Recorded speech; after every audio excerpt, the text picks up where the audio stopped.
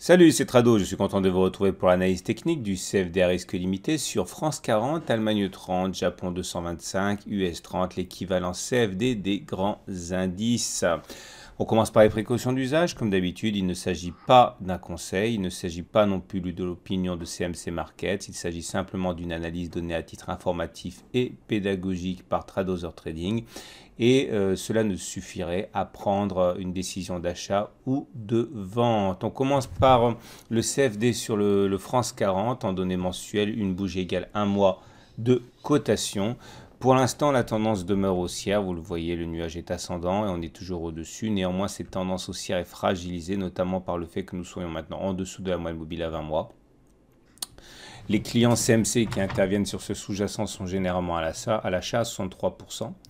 Il faut comprendre que les 5500 sont une zone qui est difficile à passer et qui va être mise à profit par les spéculateurs à la baisse de long terme. Par contre, les acheteurs, ceux qui veulent éventuellement mettre du France 40 dans leur portefeuille de long terme, et plus généralement ceux qui veulent acheter des actions pour le long terme, eh bien, doivent savoir qu'il va y avoir des intérêts acheteurs qui vont se déclencher sur les 4200 points en ce qui concerne les investissements de long terme. À moyen terme, par contre, on le sait, on en a beaucoup discuté, on a beaucoup parlé déjà précédemment, on a réussi à rebondir sur cette zone des 4900-4960 qui était une zone de support de moyen terme. Donc des acheteurs qui voulaient investir et qui veulent investir pour le moyen terme interviennent chaque fois que l'on revient dans cette zone grise, ce qui forcément apporte du soutien au cours.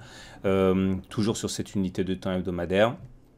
La tendance est neutre à baissière, baissière au regard d'un moyenne mobile à 20 semaines en dessous de laquelle nous sommes et qui est descendante, neutre au regard de l'Ishimoku. On regarde maintenant l'Allemagne 30, en données mensuelles, c'est la même chose, la tendance est haussière mais extrêmement fragile, puisque nous sommes toujours au-dessus d'un nuage qui est ascendant. Par contre, la moyenne mobile à 20 mois maintenant est descendante. Il faut s'attendre à une cassure de ce biseau ascendant par le bas, tout simplement parce que statistiquement, on casse plus souvent les biseaux ascendants par le bas que par le haut. Et si effectivement les cours devaient casser ce biseau ascendant, il risque d'y avoir une accélération. La zone qui intéresse les investisseurs de long terme, c'est la zone des 9500. En données hebdomadaires, la tendance est baissière, que ce soit pour l'Ishimoku ou pour la moyenne mobile à 20 mois. Les 11 700, 12 000 qui étaient un support, eh bien, ont lâché. Et un retour sur les 10 650, 10 800 non seulement n'est pas à exclure, mais surtout, il s'agirait sans doute d'un point d'entrée intéressant pour de nombreux investisseurs qui sans doute se manifesteront sur ces niveaux.